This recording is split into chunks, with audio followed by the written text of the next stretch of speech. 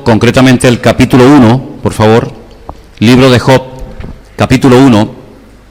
Mientras están buscando el pasaje, decirles que hablando con algunas personas en Israel sobre este libro y sobre este personaje, algunos me llegaron a decir que no puede ser que hubiera un hombre llamado Job, porque consideran que es prácticamente imposible que un ser humano pueda soportar tanta presión y tantos problemas y tantas pruebas como las que este hombre, según nos cuenta y nos narra el libro, tuvo que aguantar.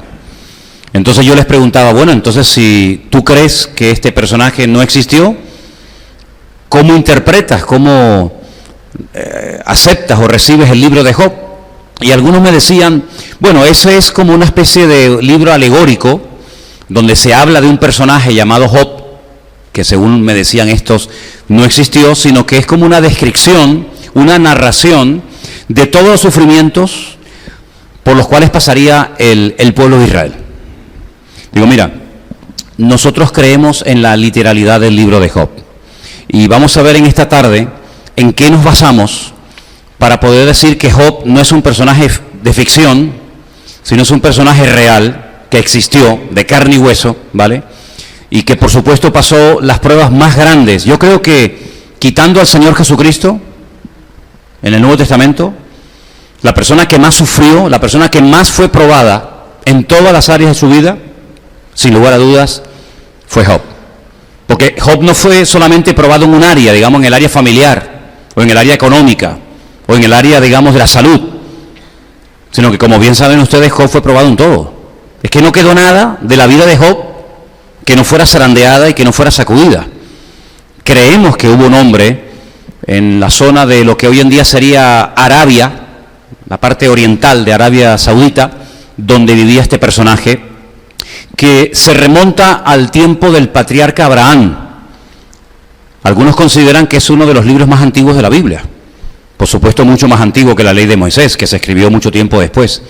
Estamos hablando de un personaje muy importante de la Escritura, y en el capítulo 1 vamos a leer algunas cosas interesantes. Probablemente en este tiempo ustedes lo han leído en algún mensaje, en alguna enseñanza de Anderson, pero vamos a volver a leerlo.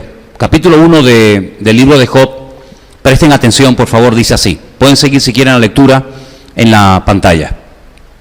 Hubo en tierra de Uz un varón llamado Job, y era este hombre perfecto y recto, temeroso de Dios y apartado del mal. Le nacieron 7 hijos y 3 hijas. Su hacienda era de 7,000 ovejas, 3,000 camellos, 500 yuntas de bueyes, 500 asnas y muchísimos criados. Y era aquel varón más grande que todos los orientales. Versículo 4. E iban sus hijos y hacían banquetes en sus casas, cada uno en su día, y enviaban a llamar a sus 3 hermanas para que comiesen y bebiesen con ellos. Acontecía que habiendo pasado en turno los días del convite, Job enviaba y los santificaba, y se levantaba de mañana y ofrecía holocaustos conforme al número de todos ellos, porque decía Job, quizá habrán pecado mis hijos y habrán blasfemado contra Dios en sus corazones. De esta manera hacía todos los días. Un día vinieron a presentarse delante del Señor los hijos de Dios. Sabemos que eran los ángeles, ¿no? Entre los cuales vino Satanás. Y le dijo el Señor a Satanás, ¿de dónde vienes? Y respondiendo Satanás al Señor le dijo, de rodear la tierra y de andar por ella. Y el Señor le dijo a Satanás, ¿no has considerado a mi siervo Job? Que no hay otro como él en la tierra, varón perfecto y recto, temeroso de Dios y apartado del mal. Satanás le responde al Señor y le dice, ¿acaso Job teme a Dios de balde? ¿No le ha acercado alrededor a él y a su casa y a todo lo que tiene? Al trabajo de sus manos has dado bendición, por tanto sus bienes han aumentado sobre la tierra. Pero extiende ahora tu mano y toca todo lo que tiene, y verás si no blasfema contra ti en tu misma presencia. Le dijo el Señor a Satanás, he aquí todo lo que tiene está en tu mano, solamente no pongas tu mano sobre él. Y salió Satanás de delante del Señor.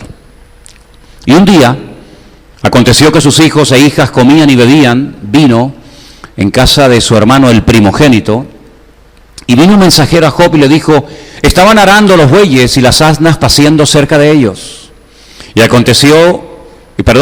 acometieron los sabeos y los tomaron y mataron a los criados a filo de espada. Solamente escapé yo para darte la noticia.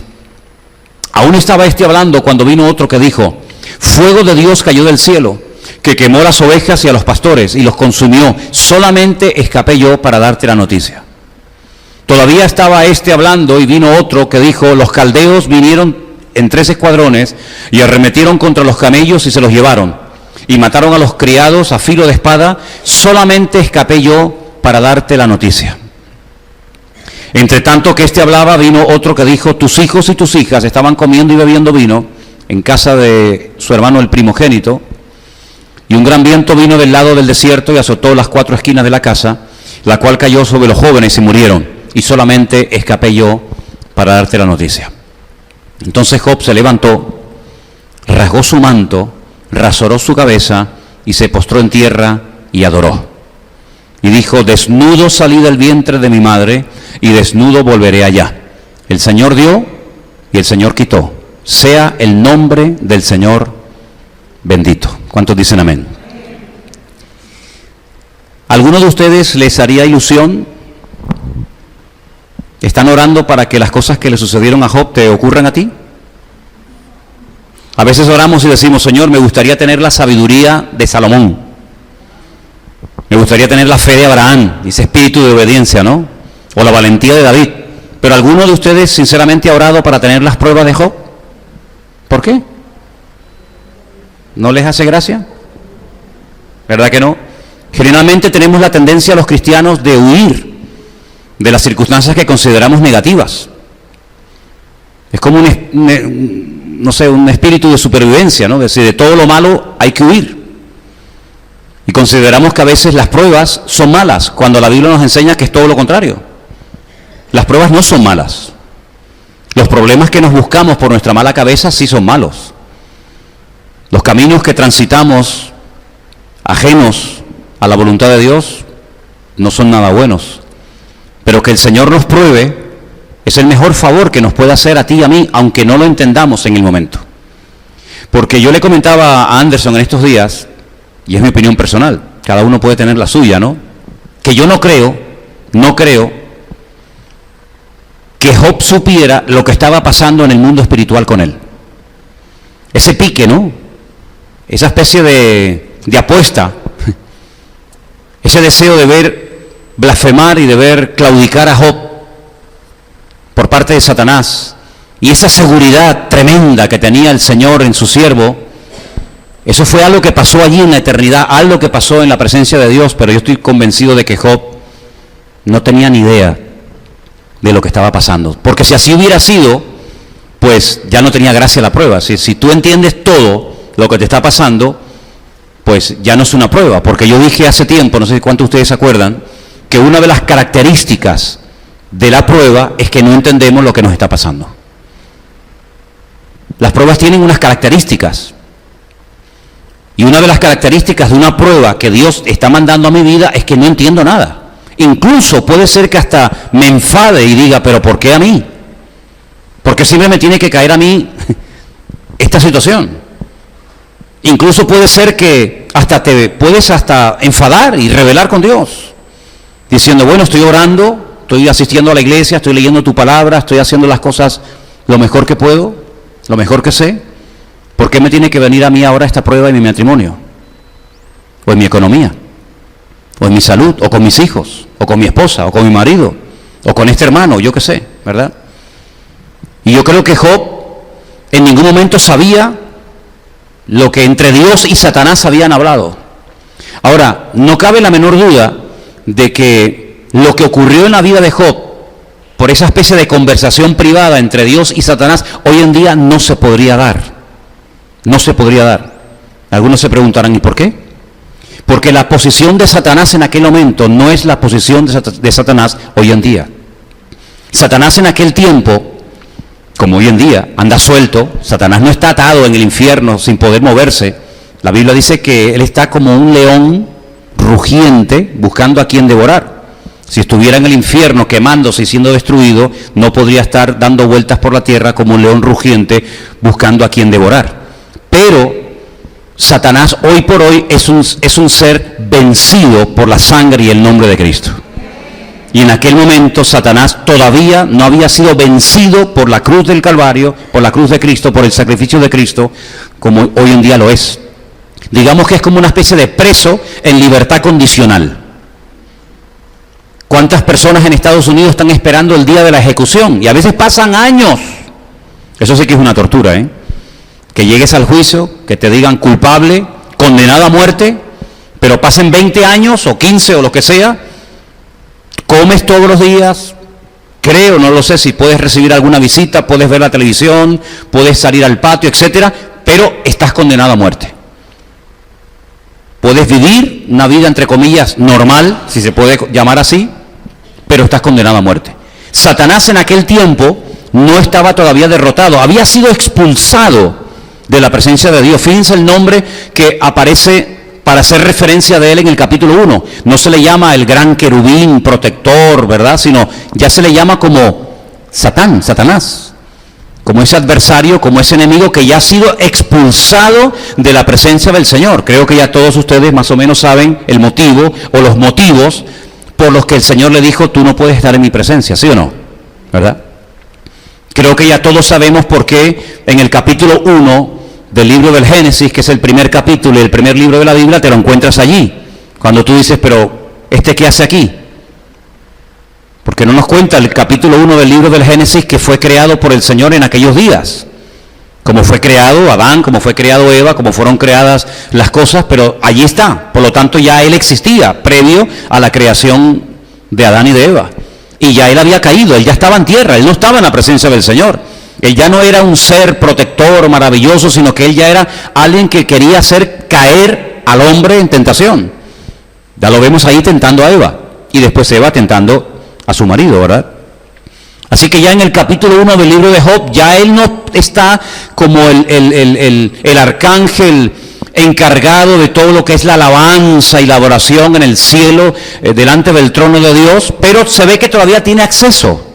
Dice que los hijos de Dios, ese nombre no les confunda, porque si tú tienes en tu mente ese capítulo y ese versículo de Juan 1:12, que dice que los que reciben al Señor y le confiesan como su Salvador, reciben el título de hijos de Dios. Si tú con esa información te vas a interpretar Job capítulo 1, te puedes hacer un lío, porque los hijos de Dios en aquel momento era la expresión que se utilizaba para hablar de los ángeles, no de ti y de mí, no de creyente, de gente que ha nacido de nuevo, sino era un título que en aquel momento, no hoy, en aquel momento recibían los ángeles, los hijos de Dios. Y dice que él se metió en medio de los hijos de Dios. Se ve que todavía, a pesar de que había sido expulsado, se ve que todavía tenía acceso a la presencia de Dios y podía hablar con Dios. Y Dios hablaba con él. Y lo curioso es que Satanás no toca el tema de Job. Satanás responde a una pregunta. ¿De dónde vienes? Le dice Dios a él. ¿De dónde vienes? Creo que hemos leído de rodear la tierra, ¿no? De andar por la tierra. Bueno, el texto original habla acerca de la redondez de la tierra. Fíjate, ya en el libro más antiguo de la Biblia ya se menciona el hecho de que la tierra es redonda, no plana. Vengo de rodear la tierra, de la redondez de la tierra.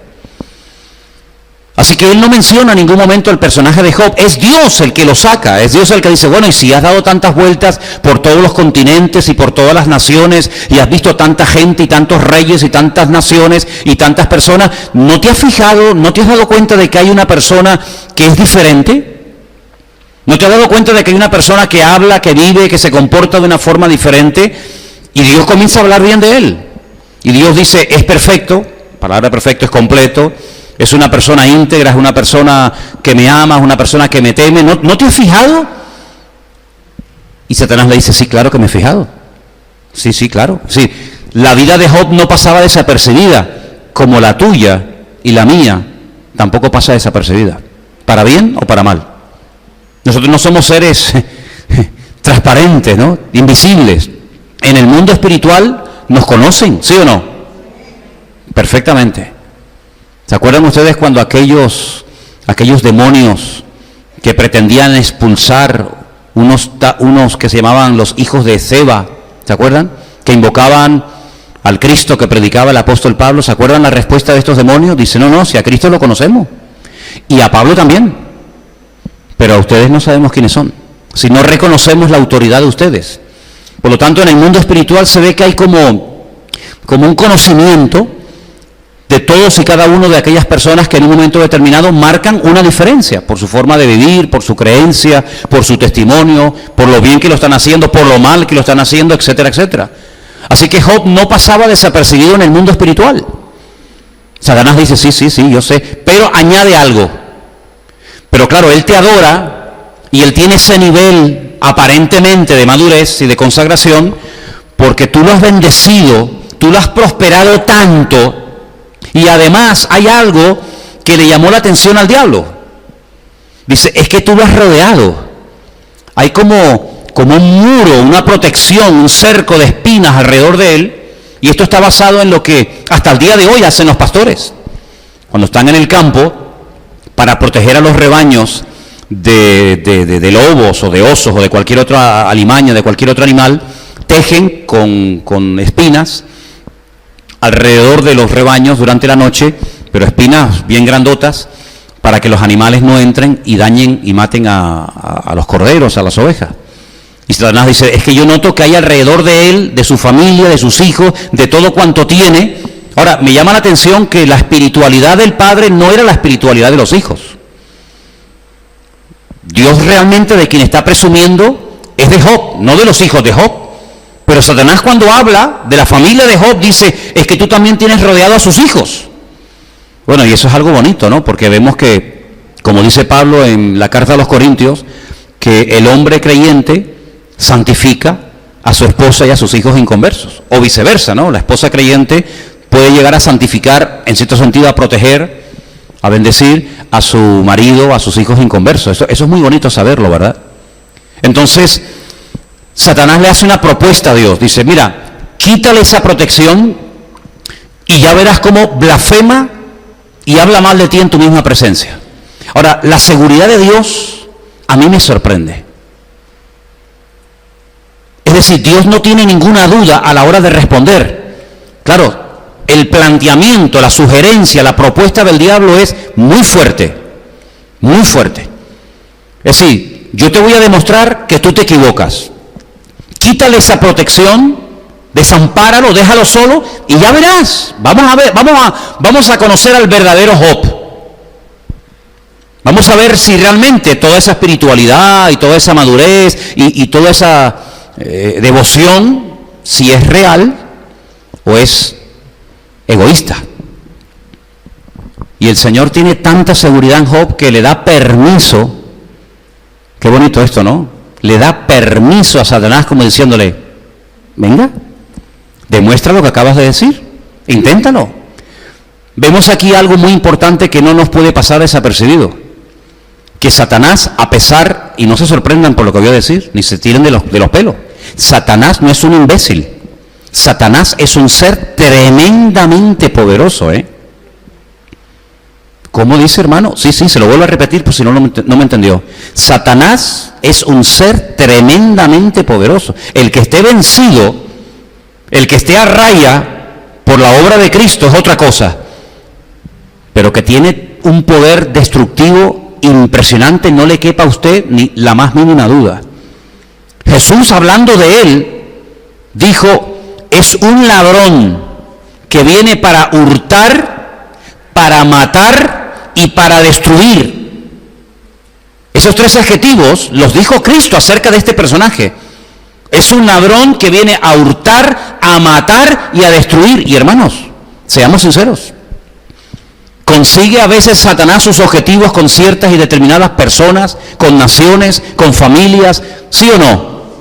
No le quepa a usted la menor duda. No le quepa a usted la menor duda.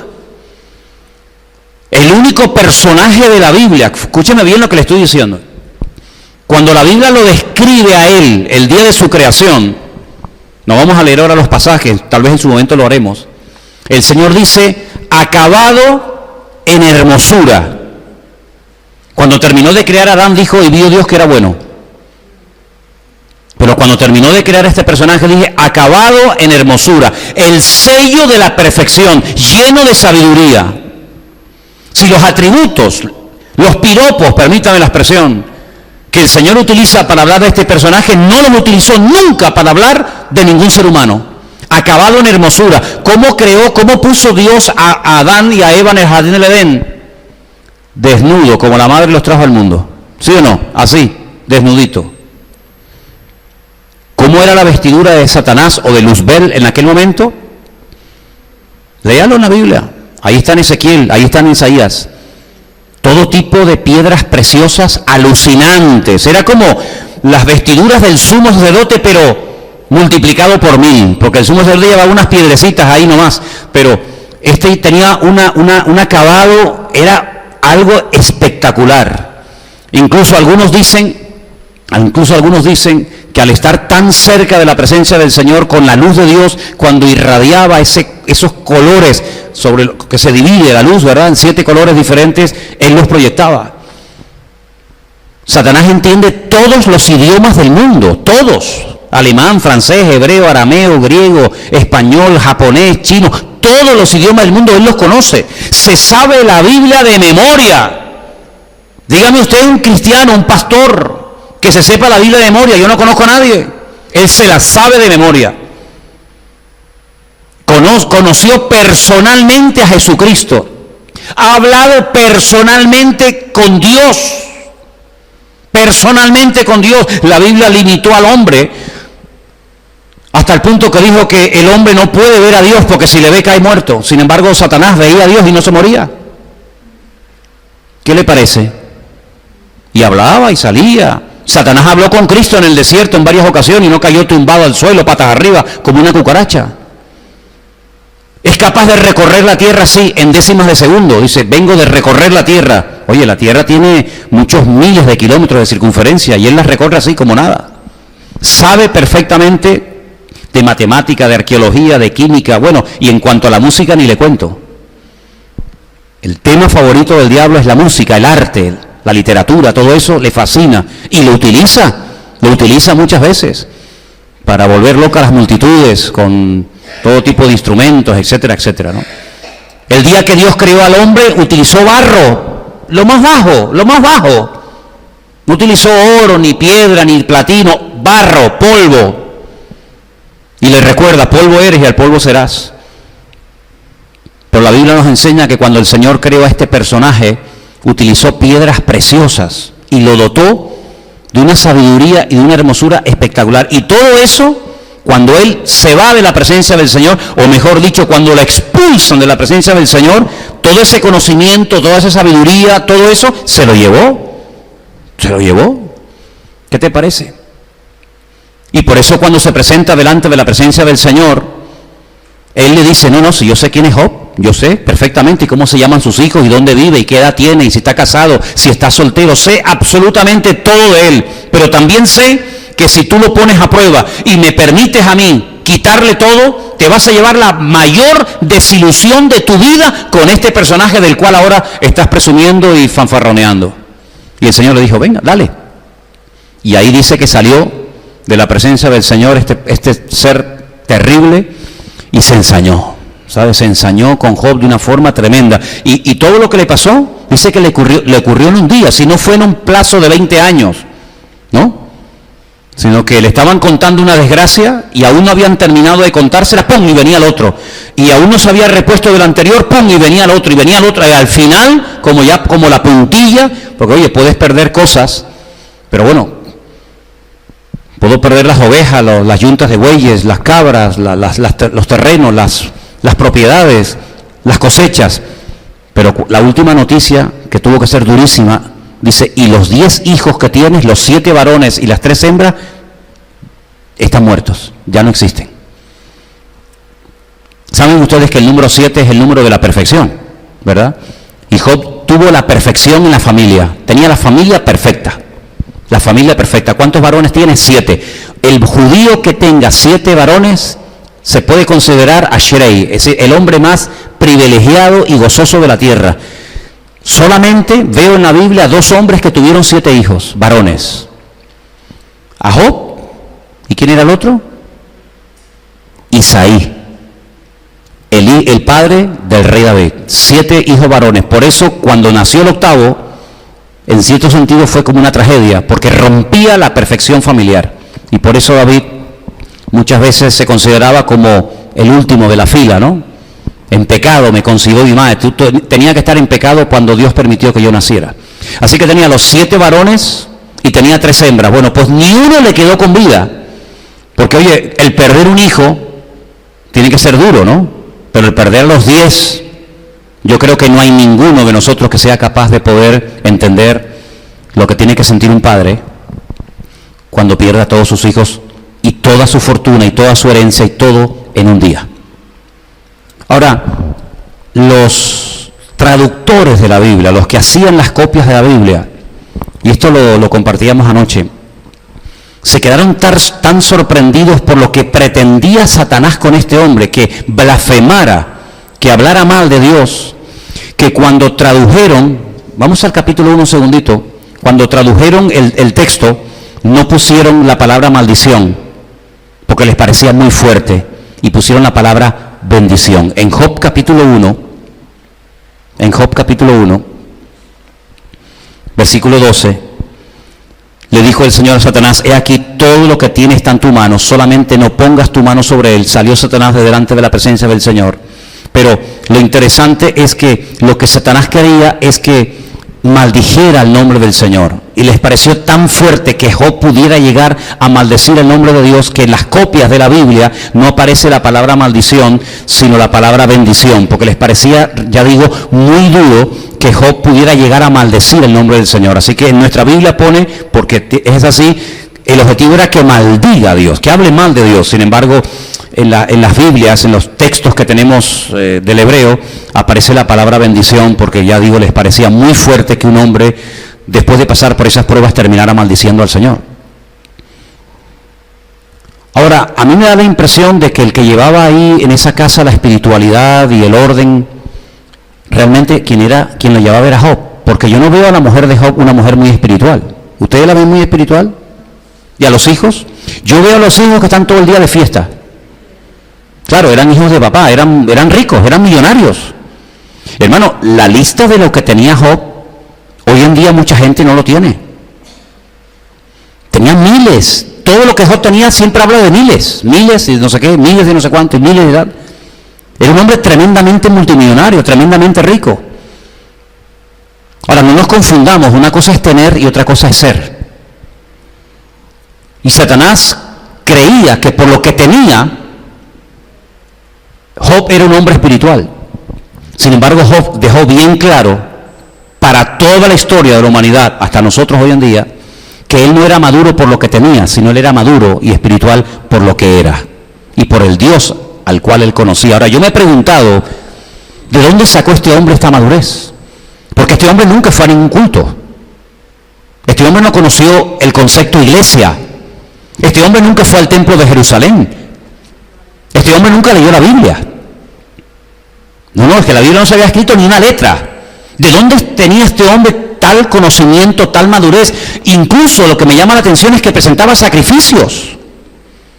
Bueno, presentaba sacrificios porque ustedes saben que cuando Adán y Eva pecaron y fueron expulsados de la presencia del Señor, una de las cosas que el Señor estableció como norma, como patrón de conducta, es que a partir de ahora el que se quiera acercar a mi presencia ya no es como antes que hablaban conmigo, no, eso se acabó. Ahora las cosas se han deteriorado, ahora vamos a entrar a otro nivel. Y el nivel es que si no hay derramamiento de sangre y no hay un sacrificio y no hay un holocausto de por medio, no hay relación. Y eso se le quedó grabado al ser humano. Por eso Caín, a pesar de cómo era, él lo hacía. Y Abel también lo hacía. Y otros personajes de la Biblia, como Abraham, como Isaac, como Jacob, etc. Pero fíjate que este hombre sabía que él podía interceder por la vida de sus hijos. Dice, por si acaso, no es que lo hubieran hecho, cuidado, no es que sus hijos fueran un desastre, como por ejemplo algunos de los hijos de David fueron un desastre, ¿verdad? O como los hijos de Samuel, ¿se acuerdan? Los hijos de Samuel le dijeron a los ancianos, oye, nómbranos a un rey, porque como tus hijos se queden en el lugar tuyo, van a llevar el país a la ruina. O como los hijos del sacerdote Elí, ¿os acordáis? Ofni y Fines. La Biblia no dice que los hijos de Job fueran malos, pero Job decía, y si en esos banquetes, si en esas comilonas, si en esas fiestas donde corre el vino a raudales, mis hijos han hecho o han dicho algo incorrecto, yo por si acaso voy a orar por ellos y a presentar sacrificios cada día delante de la presencia del Señor. Qué bonito, ¿no? Qué bonito, por si acaso. ¿Saben lo que pensaba cuando leía eso? Cuando un día el Señor le dice a Pedro, Pedro, ¿sabes una cosa? Satanás ha venido, conversación que no tenemos en la Biblia, dicho sea de paso, pero el Señor dice, Satanás ha venido y os ha pedido, y me ha pedido, me pide permiso, como le tuvo que pedir Satanás al Señor en el libro de Job, para que les deje que les zarandee como al trigo. ¿Se acuerdan, sí o no? Pero ¿qué le dice el Señor? Pero yo ya he orado. Antes de que él viniera a pedirme eso, yo ya iba por delante de él. Yo ya he orado para que tu fe no te falle, y una vez que seas confirmado, vete y confirma y anima y comparte la bendición y la restauración a tus hermanos. ¿Cuántos dicen amén? Qué bonito, ¿no? Bueno, pues así como Job se adelantaba a lo que a lo mejor los hijos podían hacer, y así como el Señor se adelantó a Satanás cuando vino a pedirle a los discípulos, yo creo que cada mañana podemos tener la seguridad, antes de despertarnos, antes de quitarnos las legañas de los ojos, antes de lavarnos los dientes, antes de levantarnos de la cama, ya el Señor ya oró por nosotros, para que el día fuera un día victorioso y bendecido. Y ya nos cubrió con su sangre, para que nuestras fuerzas físicas y espirituales sean las mejores. ¿Cuántos lo creen? Así que valoremos eso, saber que el Señor siempre nos tiene en el punto de mira, y saber que Él nos dice, ay, hoy se me olvidó orar por Patricia, hoy se me olvidó orar por Johnny, sino que el Señor todos los días de nuestra vida, aun cuando dormimos, fíjense lo que les digo, aun mientras dormimos, el Señor vela y cuida de tu vida y de la mía. ¿Cuánto lo creen? Amén. Qué bonito. Ahora, le dije al principio que nosotros creemos en la literalidad de la escritura, del libro de Job, porque uno de los requisitos, yo sé que no es el tema, pero viene a colación, uno de los requisitos para decir, bueno, ¿qué libros ponemos y qué libros no ponemos en la Biblia? Cuando se hizo el canon, cuando se decidió, claro, había un montón de libros, mucho más que lo que tenemos aquí. ¿Qué libros ponemos en la Biblia y qué libros no ponemos? ¿Y por qué los ponemos? ¿O por qué no los ponemos? Uno de los requisitos era que en otros libros de la Biblia se hiciera referencia a ese personaje o a ese libro. Ese era uno de los requisitos. Por ejemplo, ustedes se van a dar cuenta de que Jesús menciona muchas veces cosas del Antiguo Testamento e incluso hasta personajes. Jesús, por ejemplo, mencionó a Abraham, ¿sí o no? Él dijo, yo soy antes de Abraham. Luego, si él dice, yo soy antes de Abraham, y menciona el nombre propio de Abraham, quiere decir que le está dando credibilidad al hecho de que un día en la historia hubo un señor, un hombre llamado Abraham, si no, no lo hubiera mencionado. ¿Se acuerdan cuando él dijo, y así como Jonás estuvo en el vientre de la tierra, del pez, 3 días y 3 noches, así yo estaré en el vientre de la tierra también? Es decir, le está dando credibilidad al hecho de que hubo un pez que se tragó a un señor llamado Jonás, que luego lo vomitó, etcétera, etcétera, ¿verdad? Entonces, ¿hay alguna referencia fuera del libro de Job que podamos utilizar nosotros los creyentes, los asiduos lectores, los estudiantes de la Biblia, para decir, no, mira, Job existió? Esto no es un mito, ni es un libro simbólico, sino que en otros pasajes de la Biblia se habla de Job. Sí, lo hay, hermano, y déjeme que lo leamos en esta noche. El primero está en el Antiguo Testamento, Ezequiel, capítulo 14, por favor, versículos 14 y 20. Escuche. Ezequiel 14 dice, si estuviesen, es Dios el que está hablando, ¿no? En ese momento, la situación del pueblo de Israel era terrible, y dice el Señor, si estuviesen en medio de ella, en medio de la tierra, estos 3 varones, Noé, Daniel y Job, ellos por su justicia librarían únicamente sus propias vidas, dice el Señor. ¿Qué personajes se mencionan ahí? A Noé, aquel del arca, a Daniel, el profeta, cuyo libro está en la Biblia, y a Job. Luego no son mitos, sino son personajes reales que existieron, y se le menciona. En el mismo capítulo, pero al verso 20 dice, y si estuviesen en medio de ella,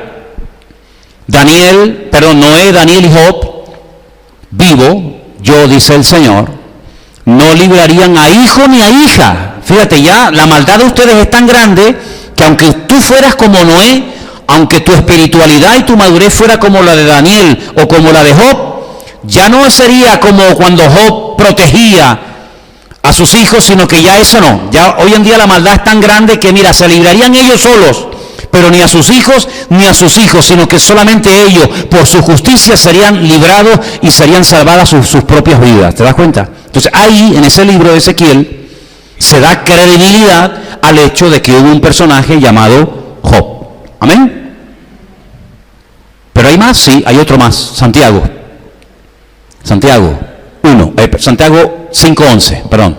5, verso 11.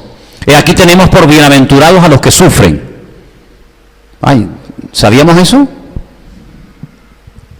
Bienaventurados los que sufren. Yo pensaba que eran pobrecitos, ¿no? No, la Biblia dice, bienaventurados los que sufren.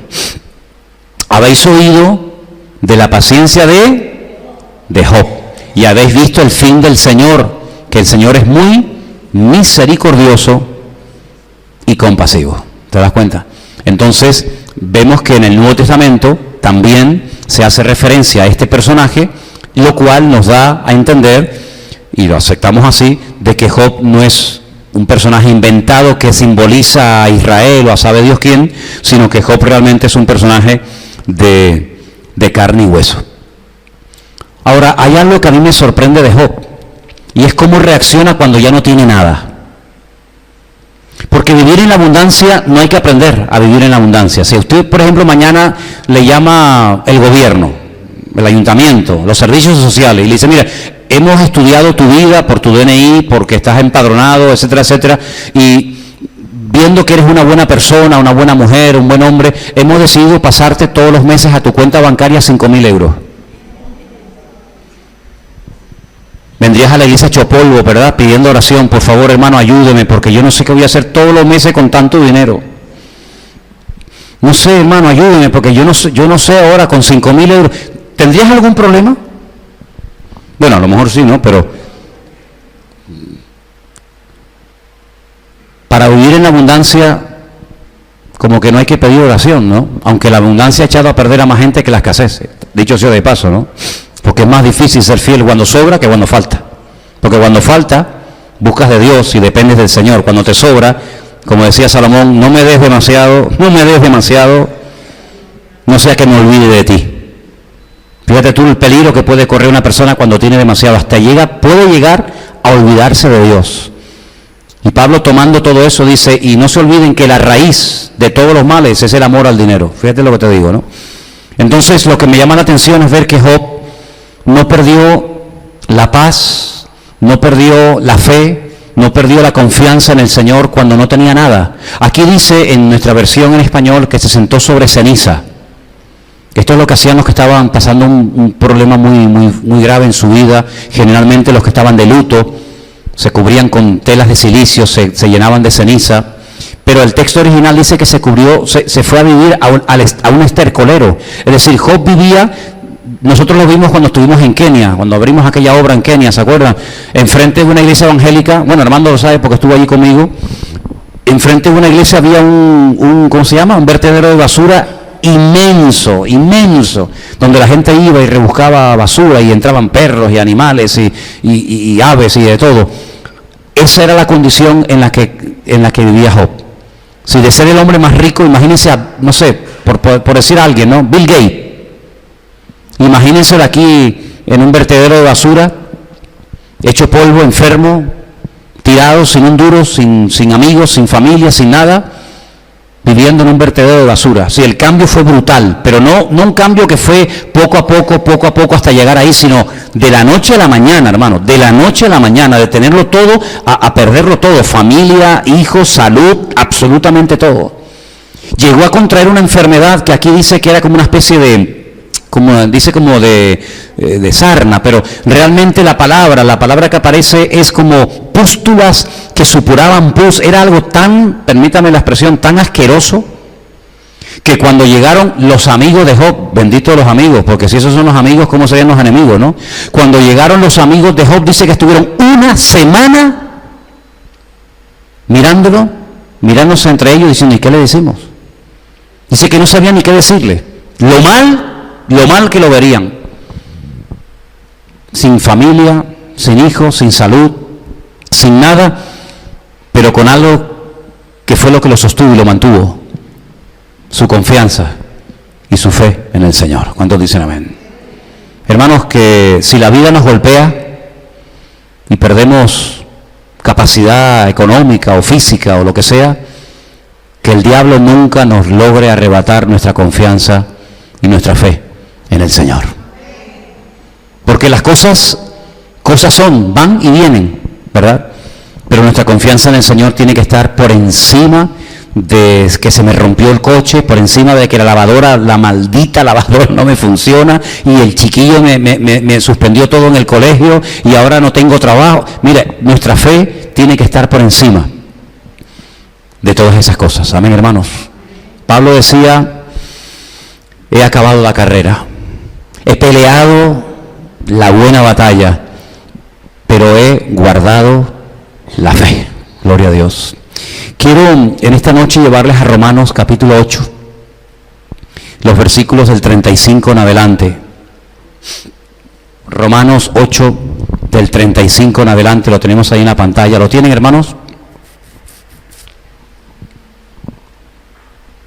¿Quién nos podrá separar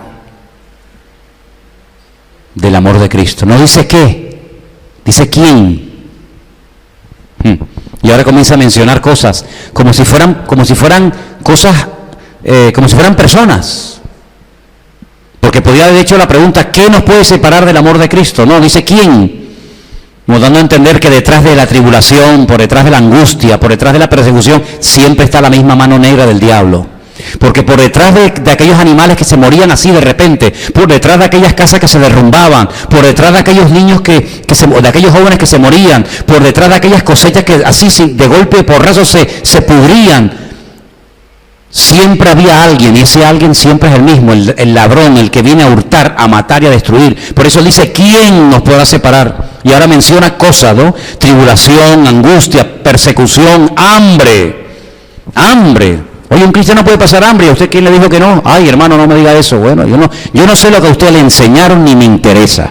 Yo lo único que sé, que Pablo cuando menciona la lista de sus sufrimientos personales, como siervo de Dios, menciona los ayunos y el hambre. Y si no, léalo. Dice, yo he pasado hambre por Cristo. Porque ayunar no es pasar hambre, aunque se pasa hambre, ¿no? Pero uno no ayuna para pasar hambre. Y Pablo dice, muchos ayunos y hambre también ha pasado por el Señor, ¿eh? Y ahí él dice que hambre, desnudez, peligro, espada, es decir, guerras, conflictos armados, como está escrito, y ahora se remite a la palabra, que eso es muy bueno saberlo, por causa de ti somos muertos todo el tiempo, somos contados como ovejas de matadero. Antes, en todas estas cosas, dice Pablo, somos más que vencedores por medio de aquel que nos amó. ¿Y quién fue el que nos amó? El Señor Jesucristo. Por lo cual estoy seguro, esa seguridad no hay que perderla nunca. No podemos ser dubitativos en cuanto a nuestra fe. Hoy sí, mañana no, ahora creo no. Estoy seguro, si no me muevo de aquí, que ni la muerte, ni la vida, yo de los dos polos opuestos, ¿no? La muerte y la vida, ni ángeles, ni principados, ni potestades, esos son demonios, porque Pablo en Efesios 6 dice principados, potestades, gobernadores de las tinieblas, ¿sí o no? Ahí lo menciona, ni principados, ni potestades, ni lo presente, ni lo porvenir. ¿Por qué no menciona el pasado? ¿Se lo olvidó? No, es que usted y yo no tenemos pasado. el Señor lo perdonó y lo olvidó y lo echó a lo profundo de la mar. El pasado está en su cabeza, está en su mente, pero no en la mente de Dios. Ay, es que yo fui malo, es que yo hice. Bueno, usted lo dirá, pero Dios perdona siempre, que hay arrepentimiento, y Dios olvida siempre. ¿Cuántos dicen amén? Por eso Él menciona el presente y el futuro. El pasado no, porque el cristiano no tiene pasado. Ni lo alto, ni lo profundo, ni ninguna otra cosa creada, ahí aglutina, por si algo dice, ay, no me...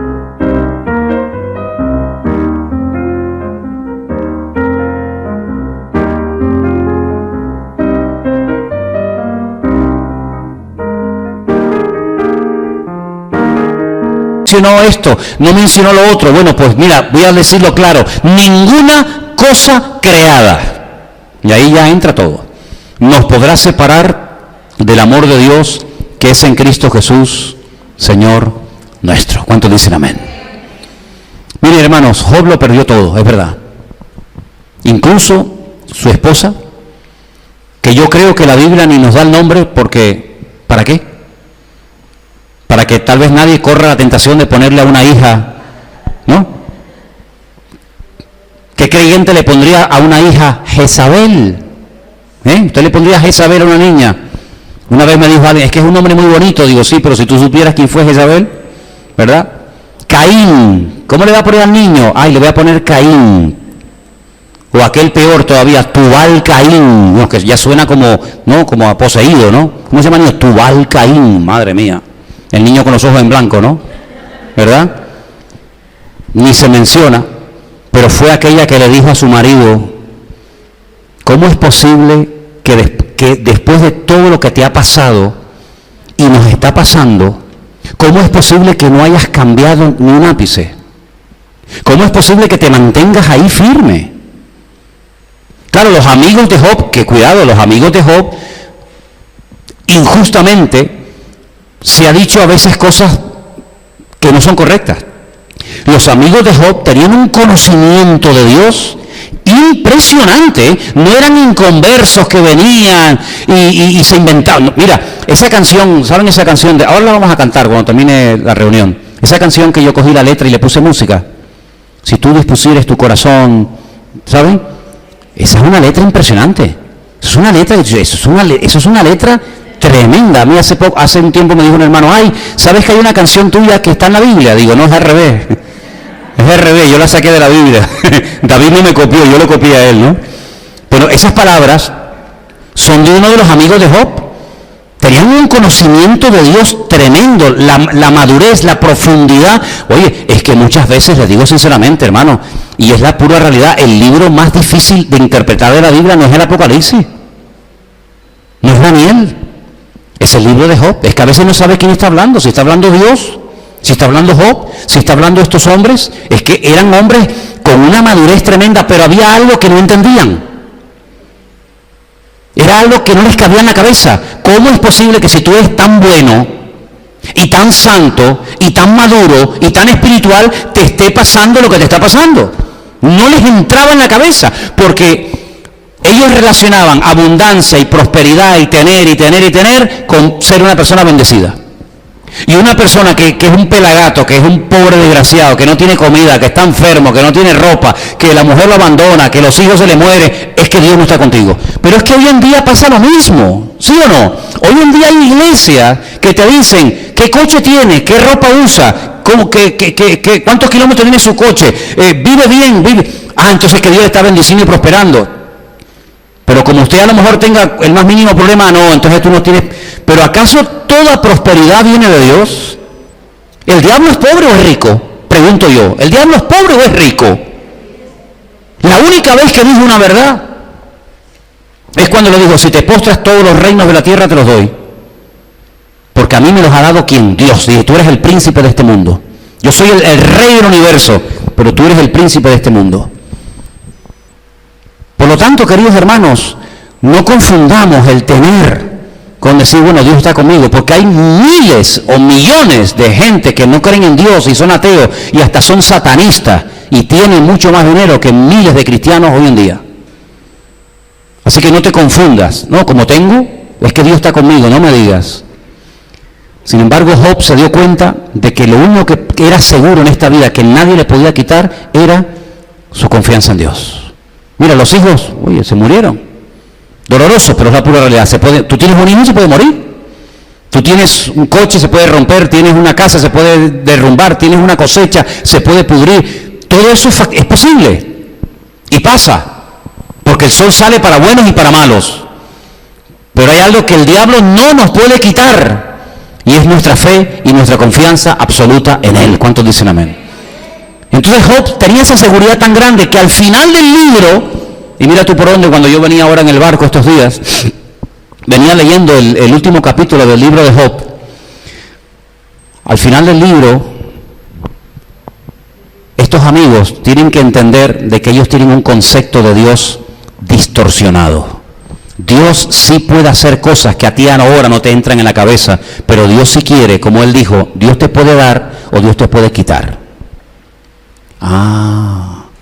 Usted sabe que hay 2 capítulos en la Biblia que son idénticos, son iguales. Los compartía con Anderson estos días. Idénticos. Es el capítulo cuando habla de el censo. ¿Se acuerdan cuando David hizo un censo? La diferencia entre un capítulo y otro es que uno está en un libro y cientos de años se escribió en otro libro, uno está en Crónicas y otro está en Samuel. Hay diferencia de siglos entre uno y otro, y un capítulo empieza diciendo que Dios incitó a David para que hiciera un censo, y ahí vino una ruina terrible, y miles de personas murieron. Y el otro capítulo, que dice exactamente lo mismo, en vez de empezar diciendo que fue Dios el que le pone en el corazón, el que incita a David a hacer un censo, dice, Satanás incitó a David para hacer un censo. Entonces dice, ¿cómo puede ser? El mismo capítulo, la misma historia, la misma persona, el mismo censo, pero ¿por qué en uno dice Dios y en otro dice Satanás? Porque en aquella época, cuando el escriba, el autor de ese libro que dijo Dios incitó a David, no se aceptaba, no se creía, como los amigos de Job, que Dios pudiera mandar o permitir ciertas y determinadas pruebas, circunstancias o desgracias al ser humano, sino que todo lo malo viene del diablo y todo lo bueno viene de Dios. Pero después de siglos, Israel y los escribas aprendieron que cuando no se anda bien delante de Dios, el enemigo puede tomar lugar. Y de ahí que la Biblia diga, no le deis lugar al diablo. No le deis lugar al diablo, porque como le des, lo va a tomar. Entonces, por eso entendemos que el que le puso algo malo en el corazón a David no fue Dios. El que le puso un deseo de hacer algo malo a David en su corazón fue el otro, fue el diablo. Pero en aquel momento de la historia, los amigos de Job, que eran creyentes, eran gente madura, con un conocimiento de Dios elevadísimo, no les cabía en la cabeza que si él era tan bueno, se le pudiera morir los 10 hijos de golpe en un día. Algo malo tiene que haber en tu vida que nadie sabe. Y esa es la razón por la que tu familia no funciona. Y esa es la razón por la que tu economía no funciona. Y esa es la razón por la que tu enfermedad no se sana. Y esa es la razón por la que te pasa esto y esto y esto. Y siempre usted va a encontrar a lo largo del camino creyentes, hermanitos y hermanitas que le vendrán y le dirán, ay hermana, pero dígale como aquel hombre escribió en aquella carta, la última que escribió en su vida, todos me abandonaron. Incluso algunos se fueron al mundo, creyendo que el mundo les ofrecía algo mejor que estar conmigo, pero el Señor estuvo a mi lado y me dio fuerzas y me libró de la boca del león para que pudiera cumplir con mi ministerio. ¿Y saben lo que dijo Job? Hay expresiones, hay frases en el libro de Job que son espectaculares, pero espectaculares, ¿eh? Job dice, aunque Dios me mate, lo seguiré adorando, porque yo sé que Él está vivo. ¿Pero quién habla así? Alguien que está en la cumbre, ¿no? No, alguien que está tirado, hecho polvo. Aunque tú me mates, yo no claudico, porque yo sé que tú estás vivo. Pero va más allá, porque él creía en la resurrección. ¿Quién creía en la resurrección en aquellos tiempos? Nadie. ¿Había acaso resucitado a alguien? No. Pero Job dijo, aunque mi carne se deshaga, aunque yo me despedace, aunque yo me muera, yo sé que yo con mis ojos volveré a ver a mi Redentor. Él está creyendo que va a resucitar. Bueno, y dice cosas como aquello que dijo al final del libro, yo de oídas te había oído, pero ahora realmente mis ojos te ven. Es decir, tuviste que pasar por un montón de circunstancias duras en tu vida para descubrir áreas de tu Dios que antes, cuando tenías abundancia y prosperidad, no conocías, pero que ahora has descubierto que Dios es mucho más de lo que tú te puedas imaginar. Qué bonito, ¿no? Así que, queridos hermanos, detrás de una prueba siempre hay una bendición de Dios en el camino, siempre. Te vuelvo a repetir, una característica fundamental y elemental de la prueba es que no entendemos lo que está pasando. Como Job seguramente en su carne diría, bueno, pero él mantuvo su integridad. ¿Y sabes cuándo recibe restauración total y absoluta? En la familia, en la economía, en la salud, etcétera, etcétera. Vamos a leerlo. Vámonos al último libro, último capítulo del libro de Job. El último, ya terminamos. Se titula esta parte Restauración de la vida de Job. Capítulo 42. Capítulo 42, por favor, a partir del versículo 10. ¿Lo podemos? Quitó el Señor la aflicción de Job. La quitó el Señor, no que comenzó a tener otra vez un montón de cosas. No, tú puedes tener un montón de cosas, pero si Dios no obra, las cosas que tienes no te van a quitar la angustia y la aflicción. Es Dios el que tiene que obrar. Por eso no empieza diciendo que otra vez tuvo camello y ovejas y yuntas de bueyes e hijos. No. Primero empieza diciendo Dios fue el que actuó. ¿Cómo? Quitando la aflicción de Job. Y cuando Dios quitó la aflicción, ahora dice algo muy interesante. El Señor le quitó la aflicción a Job cuando él hubo orado por sus amigos. Luego, hay algo en la oración que vamos a ir descubriendo con el paso del tiempo, y es cómo se pueden restaurar cosas cuando uno se atreve a orar por el que desde nuestro punto de vista no se merece que yo ore por él. Si yo hubiera sido Job, yo a lo mejor nunca hubiera orado por estos tres desgraciados, que lo único que venían era a meterse conmigo. ¿Qué sabes tú de mi vida? ¿Qué estás hablando tú? Si Job era un hombre generoso, un hombre buenísimo, y tú me estás acusando de cosas que yo en mi vida he hecho, ni se me han pasado por aquí. Estás hablando de la más absoluta ignorancia e injusticia. Sin embargo, Job no guarda ese rencor, ese resentimiento, porque el rencor y el resentimiento te llevan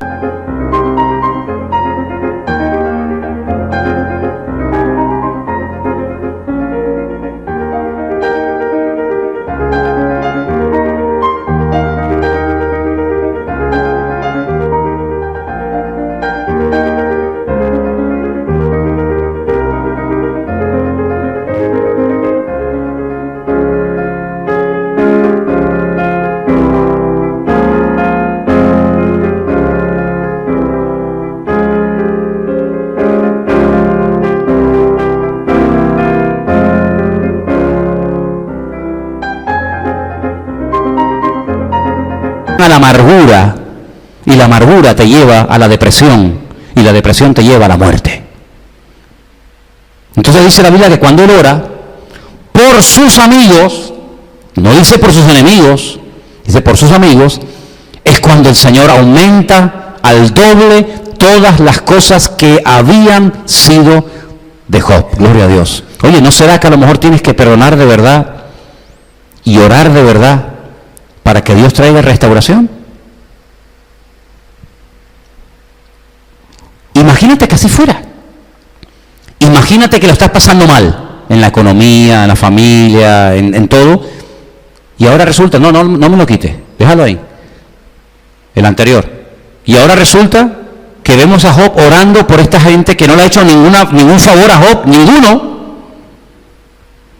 Pero él cuando ora, Dios lo restaura. Oye, ¿por qué no lo haces tú? Si no pasa nada, bueno, no voy a pecar por haber orado por el que no se lo merece. No voy a pecar por orar por alguien que me criticó, por alguien que me hizo daño. No vas a pecar, oré por él y ya está.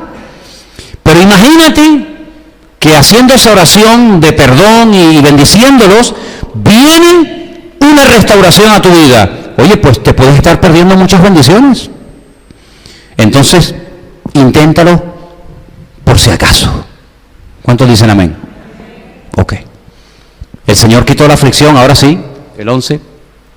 Vinieron a él todos sus hermanos. Ahora vienen. Ahora, ¿no? Antes no se le acercaban ni las moscas. Bueno, los perros le lamían las heridas a aquel pobrecito que estaba lleno de llagas en el Nuevo Testamento, ¿se acuerdan? Uno que también se llamaba Lázaro.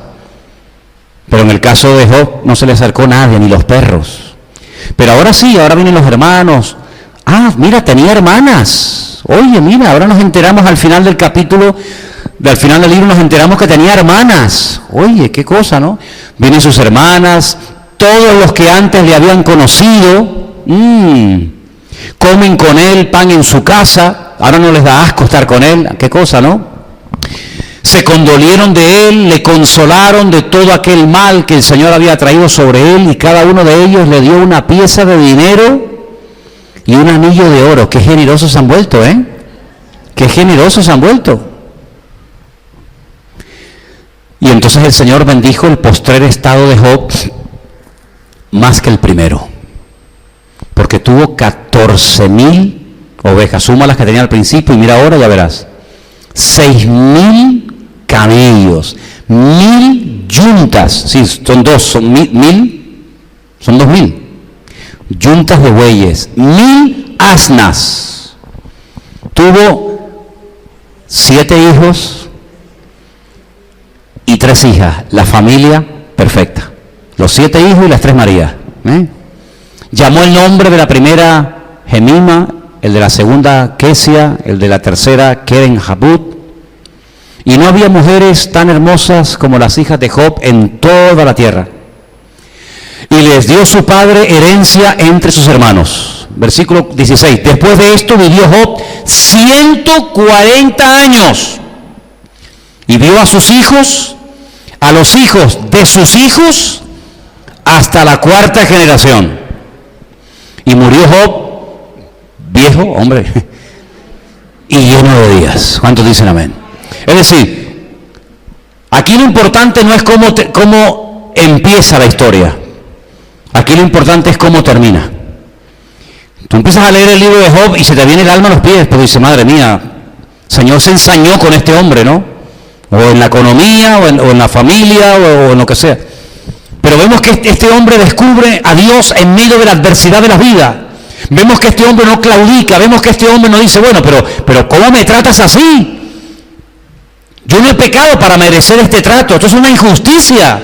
No, vemos que Job, hay momentos que habla con Dios, hay momentos que le cuestiona a Dios, él no se queja ante los hombres, él va a Dios y le hace preguntas, y entonces cuando termina dice Dios, ¿ya terminaste? Ahora te voy a preguntar yo a ti una serie de cosas, y le hace un montón de preguntas y lo deja con la boca abierta, pero vemos que él se deja tratar por Dios, vemos que él no le da lugar a la amargura, él no le da lugar al cáncer de la fe, que yo lo llamo la queja. Él no se lamenta, él no le echa la culpa, porque eso es muy típico. Cuando algo te va mal, siempre la culpa la tiene alguien menos tú. O es el marido, o es la mujer, o es el gobierno, es el que se fue, es el que vino, es el vecino, es el perro, es el niño. Siempre proyectamos nuestros defectos y nuestras carencias siempre en algo o en alguien. Job no fue nunca así. Job no le echó la culpa nunca a su mujer, no le echó la culpa ni al diablo, no le echó la culpa a Dios, no le echó la culpa a nadie, sino que él dijo, bueno, Dios ahora me está tratando de una forma diferente y por algo será. Él mantuvo su integridad, él mantuvo su fe, él mantuvo su confianza en el Señor. Y dice que el postrer estado, al final, Mereció la pena pasar por aquel sufrimiento. ¿Por qué? Porque hay dolores que son una bendición. Y los dolores, las circunstancias, las pruebas de la vida, mira, toma nota de esto. Si no te acuerdas de nada, recuerda esto, amigo. Los problemas de la vida o te acercan a Dios o te revientan, así de claro. O agachas la cabeza y aprendes lo que tienes que aprender y decir, Señor, perdóname, y lo siento, y aprendo, y me dejo tratar y moldear por el Señor. O te haces el tío más soberbio, el tío más orgulloso, pegando patadas, insultando a medio barrio, a media humanidad, y creyendo que tú siempre tienes la razón y que todo el mundo está contra ti. Job no cayó en esa trampa, sino que Job dijo, mira, Dios me dio y Dios me quitó. Y Dios hubo un momento en el que me trató de una manera, y Él, porque es Dios y tiene todo el derecho de hacerlo, ahora me está tratando de otra forma. Y por algo será. Y al final tú no ves a Job amargado, hecho polvo, destruido, un viejo de esto que se queja todo el santo día. Tú sabes que hay gente que se hace mayor y se hacen insoportables. Aquí no hay ninguno. Pero hay gente mayor que son insoportables, todo le molesta, todo. ¿Por qué está la luz encendida? Si me dijiste que la encendía, pues apágala. Apaga la luz. ¿Y por qué no enciende la luz? Pues sí, ¿qué quedamos? ¿La apago o la enciendo? ¿Quieres sopa o qué? Hay gente que se hace mayor, se hacen insoportables. Y no tan mayores a veces también. Pero Job no fue un hombre amargado, un hombre que no lo aguantaba a nadie, sino fue un hombre que amaba a Dios. Porque yo veo que Job amaba a Dios. Y te vuelvo a repetir y termino. Él no leyó nunca la Biblia. Bendición que tú y yo tenemos. Nunca tuvo un pastor. Y los amigos que tenía, pues, imagínate, tampoco eran como para tirar cohetes, ¿no? Nunca fue un culto. Nunca tuvo alguien que le asesorara correctamente, pero él descubrió que al único que uno se tiene que agarrar y confiar 100% es en Dios. Y cuando uno sabe en quién ha creído, mira, puedes pasar por tormentas, puedes pasar por valles de sombra y de muerte, pero no temeré mal alguno, porque tu vara y tu callado me infunden aliento. ¿Cuántos dicen amén? Así que en esta noche, queridos hermanos, yo les digo que esta historia fue real. Esto no es un cuento, esto no es algo simbólico, esto fue real. Si este hombre pasó por todas estas pruebas, ¿cómo tú y yo no vamos a poder pasar? Si este hombre hace tantos miles de años pudo pasar por estas dificultades y salir victorioso y terminar orando y bendiciendo a los demás, ¿cómo tú y yo, con ese Dios y con su palabra y con su presencia en nuestra vida, con su Espíritu Santo, etcétera, cómo no vamos a poder pasar por dificultades si esas dificultades las ha permitido el Señor para nuestro beneficio? Porque los que amamos a Dios, todo nos ayuda para bien. ¿Cuántos dicen amén? Así que, hermanos, ¿por qué no le damos gracias a Dios esta tarde al Señor? ¿Por qué no cierras tus ojos ahí donde estás? Y le dices al Señor, bueno, tal vez no nos atrevemos a pedirle que nos mande las pruebas de Job. Yo no se las voy a pedir. Pero sí podemos atrevernos a pedirle al Señor, Señor, dame la confianza, dame la perseverancia y dame el espíritu de Job que consistía en saber que Dios está conmigo. Dios está conmigo. Dale gracias a Dios. Que no tengas que tocar fondo para acordarte de Dios. Que no tengas que caer postrado en una cama de un hospital enfermo para acordarte de Dios. Que no tengas que perder o enterrar a un hijo para acordarte del Señor. Dale gracias a Dios por lo que tienes, aunque te parezca poco. Dale gracias al Señor. Porque el Señor nunca te ha abandonado y nunca lo hará. Porque la Biblia dice que aunque nosotros le seamos infieles, Él siempre permanecerá fiel. Te damos gracias por este libro, que lo tenemos en la Biblia para poder leerlo y escudriñarlo y aprender cosas de Él.